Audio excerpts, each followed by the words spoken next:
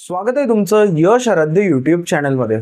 काल आपल्या 2 दिवसामध्ये 2 ते 3 इम्पॉर्टंट अपडेट्स आपल्याला सीईटी सेल कडून आलेले आहेत आणि त्याच्यातला सगळ्यात महत्त्वाचा अपडेट म्हणजे सीईटी सेलने एक नवीन नोटिफिकेशन जारी केले ज्याच्यामध्ये त्यांनी सांगितलं की कोणत्या फील्डचे कॅप राउंड्स कधी चालू होणार आहेत आणि ज्याच्यावर आपलं लक्ष आहे ते म्हणजे बीई बीटेक म्हणजे इंजिनिअरिंगचे ते मात्र 10 तारखेला या महिन्याच्या पासून रजिस्ट्रेशन त्याचे चालू होणार आहेत। या पूर्ण विषयावर आपल्याला डिटेल व्हिडिओ पूर्ण बघायचा आहे। त्या रिलेटेड काय असणार आहे, फॉर्म्स कधी येतील, मग एक्सपेक्टेड पुढच्या डेट्स काय असतील याच्यावर सुद्धा डिस्कशन करायचं आहे। मध्येच एक स्क्रुनिटी सेंटरचं सुद्धा एक सर्क्युलर आलं होतं, त्या रिलेटेड सुद्धा आपल्याला आजच्या व्हिडिओमध्ये पूर्णपणे डिस्कस करायचं आहे। माझा मिशन हाच आहे की एकदा हा व्हिडिओ बघितला की मनात तुमच्या काही एक मनामध्ये शंका राहिली नाही पाहिजे। जर तुम्ही चॅनलवर नवीन असाल किंवा अजूनपर्यंत चॅनलला सबस्क्राइब केलं नसेल तर चॅनलला आत्ता सबस्क्राइब करून घ्या, कारण येणारे 2 महिने इंजिनिअरिंग ॲडमिशनच्या साठी खूप इम्पॉर्टंट असणार आहेत आणि त्या रिलेटेड प्रत्येक लेजिट अपडेट आणि व्यवस्थित तुम्हाला समजून सांगणारे व्हिडिओज या चॅनलवर तुम्हाला मिळत राहणार आहे। लक्षात घ्या, 2 सर्क्युलर सीईटी सेलने या 2 दिवसामध्ये रजिस्टर केलेले आहेत किंवा डिस्प्ले केलेले आहेत।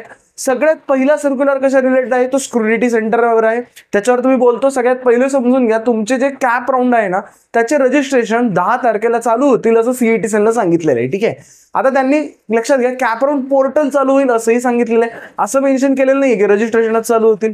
कित्येक जणांच्या मनामध्ये भीती असते की लवकरच असं झालं की रजिस्ट्रेशन जे आहे ते चालू झाले आणि बंद झाले आणि मला कळलंच नाही, तर असं होत नसतं। 20-25 दिवस तुम्हाला रजिस्ट्रेशनसाठी दिलेले जातात, हार्डली 1-1.5 तास 2 तास लागतो फॉर्म भरण्यासाठी, पण त्याच्यासाठी तुम्हाला 25 दिवस ऑलमोस्ट दिलेले असतात। त्याच्यानंतर तुमची डॉक्युमेंट व्हेरिफिकेशनची जी प्रोसेस असते ती चालू होते। ठीक आहे, त्यामुळे तुम्हाला टेन्शन घेण्याची काही एक गरज नाहीये, भरपूर टाइम तुम्हाला दिला जाणार आहे आणि 10 तारखेनंतर मला असं वाटतं की 10 तारखेला मे बी रजिस्ट्रेशन चालू होतील किंवा 10 तारखेला फक्त वेबसाईट लॉन्च होईल आणि 12 वगैरे तारखेला तुमचे फॉर्म फिलिंग चालू होणार आहे। आता हे म्हणण्याचं कारण काय, तर याच्या आधी एक स्क्रुनिटीचे बरेचसे व्हिडिओज वगैरे बनले ज्याच्यात ऍक्च्युअली तुमचा काही संबंध नाहीये।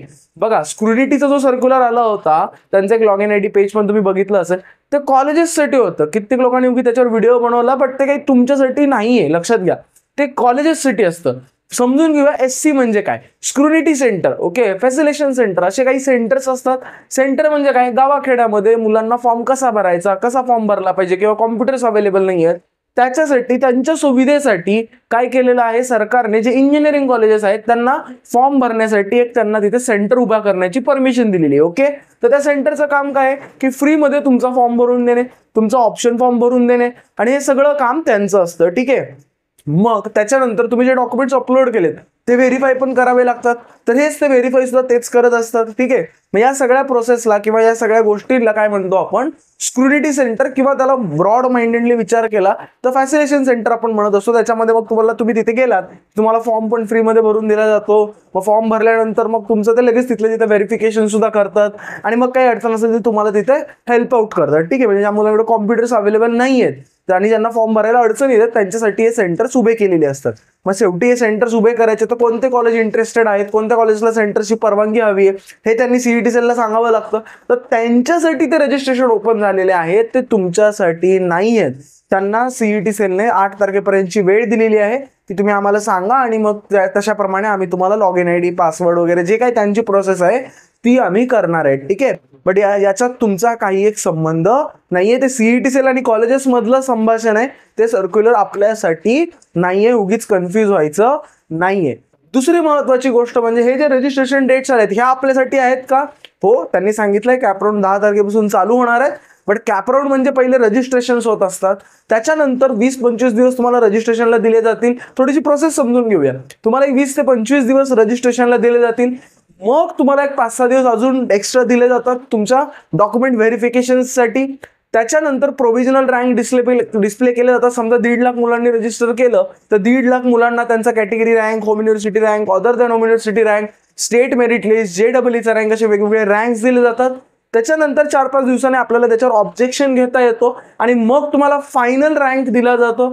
फायनल रँक नंतर तुमची कॅप राउंड चालू होणार आहे, ज्याला आपण कॅप राउंड म्हणतो, ज्याला जे फॉर्म फिलिंग असते किंवा ऑप्शन फॉर्म भरायचं, प्रायोरिटी लिस्ट द्यायचं, ज्याच्यात कॉलेजेसची नावं टाकावी लागतात, हे मात्र तुमचं रजिस्ट्रेशन झाल्यानंतर JEE मध्ये कसं आहे, रजिस्ट्रेशन करा लगेच फॉर्म भरा, थोडंसं त्यांचं फास्ट प्रोसेस आहे. आपल्याकडे तसं नाहीये. पहिले तुम्हाला रजिस्ट्रेशन करायचं आहे, डॉक्युमेंट व्हेरीफाय करून घ्यायचे, रँक्स येतील आणि मग तुम्हाला ऑप्शन फॉर्म भरायचा. मग तुम्हाला आता काही एक गडबड करायची नाहीये. तसं जर बघायला गेलं तर माझ्या हिशोबाने तुम्हाला अजून एक 25-30 दिवस आहेत कॉलेजची लिस्ट बनवण्यासाठी, किंवा कोणते कॉलेजेस ब्रांच वगैरे ती जी प्रायोरिटी लिस्ट बनवायची त्याच्यासाठी, म्हणजे कॅपराऊंड 1 साठी. मग एकदा कॅपराऊंड 1 चालू झाला की 7 दिवस कॅपराऊंड 1 चालेल, 3-4 दिवस तुम्हाला फॉर्म फिलिंगसाठी दिले जातील, मग तिथून 4 दिवसांनी रिझल्ट येईल, पुन्हा 3 दिवस रिपोर्टिंगसाठी दिले जातील आणि लगेच नेक्स्ट कॅपराऊंड चालू होईल. तसं 10-10 किंवा 8-8, 9-9 दिवसाचा एक कॅपराऊंड असतो. एक कॅपराऊंड असे 3 कॅपराऊंड होणार आणि मग तुमचे स्पॉट राऊंड्स वगैरे होऊन ऍडमिशन प्रोसेस बंद होणार. तर हे पूर्ण जे टेनर आहे हे 2 ते 3 महिन्याचं असणार आहे. सो तुम्हाला याच्यामध्ये कन्फ्युज अजिबात व्हायचं नाहीये. तुमची जी वेबसाईट असणार आहे ती लक्षात घ्या, दरवर्षीप्रमाणे fe2024.mahacet.org ही तुमची वेबसाईट आहे. जी ती दुसरी वेबसाईट आहे ती कॉलेजेससाठी आहे, त्याचा तुमचा काही एक संबंध नाहीये. तर मी तुम्हाला काय सजेस्ट करेन, सगळे डॉक्युमेंट्स रेडी आहेत का बघा. मी ऑलरेडी डॉक्युमेंट्सवर व्हिडिओ बनवलेला आहे, तर प्रत्येकाने जा आणि डॉक्युमेंट्सवर व्हिडिओ बघा की माझे सगळे कॅटेगरी वाईज डॉक्युमेंट्स रेडी आहेत का. कारण बाकी आता बघा या म्हणजे अर्जंटमध्ये तुम्हाला काय लागणार आहे, कॉलेज हे ब्रांच वगैरे नाही लागणार आहे. पहिले तुमचे डॉक्युमेंट्स रेडी असले पाहिजेत. डॉक्युमेंट्सची व्हॅलिडिटी चेक करा, डॉक्युमेंट्सवर नाव स्पेलिंग सगळं करेक्ट आहे का चेक करा. तो व्हिडिओ एकदा चेकआउट करा.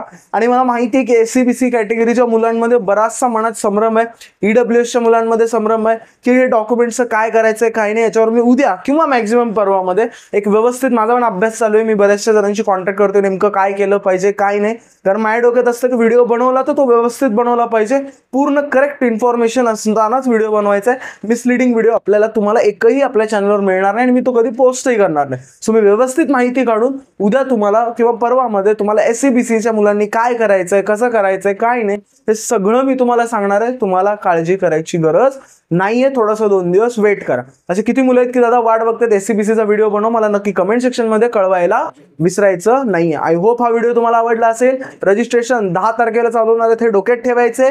चॅनलला सबस्क्राईब करून ठेवा, म्हणजे तुम्ही कोणतेही नोटिफिकेशन CET सेल कडून आलेले अपडेट्स तुमच्याकडून मिस आउट होणार नाहीये. आणि हे जे स्क्रुनिटी सर्क्युलर आहे हे तुम्हाला कामाचं नाहीये, याला तुम्ही इग्नोर करायचं आहे. याचे व्हिडिओ सुद्धा बघणं बंद करा. याच्या रिलेटेड तुमचा काही एक त्याच्याशी संबंध नाहीये. आय होप आता तुम्ही क्रिस्टल क्लिअर असाल. माझ्या हिशोबाने 10 तारखेपर्यंत आता तुम्हाला पुढचा काही एक टास्क नाहीये.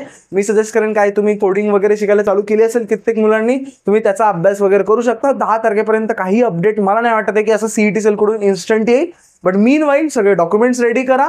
तुम्ही तुमचा अभ्यास करत असाल, जे काय मीन टाइम मध्ये करताय, ब्रांच सिलेक्शन कॉलेज याच्यावर लक्ष द्या आणि चॅनलला सबस्क्राईब करून ठेवा, म्हणजे जेणेकरून तुम्हाला जर काही अधेमध्ये अपडेट आला तर तो तुमच्याकडून मिस आउट होणार नाहीये. आय होप हा व्हिडिओ आवडला असेल, एकदम गोष्टी क्रिस्टल क्लिअर झाल्या असतील. व्हिडिओ कसा वाटला नक्की कमेंट सेक्शन मध्ये कळवायला विसरू नका. असे अजून कोणते टॉपिक्स हवेत तेही मला कमेंट सेक्शन मध्ये कळवायला विसरू नका. भेटूया आपण नेक्स्ट व्हिडिओमध्ये.